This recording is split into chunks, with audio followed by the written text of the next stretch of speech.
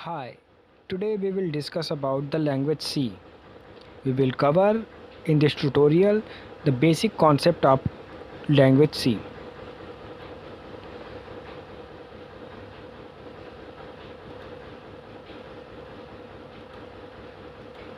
So, what is C?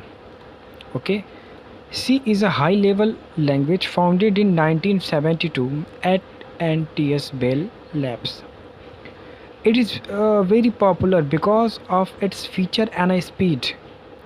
And we can build using C like operating system, embedded program for a microprocessor and games too.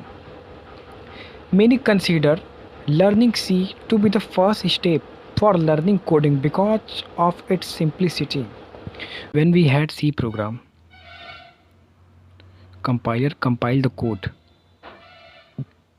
into the machine language.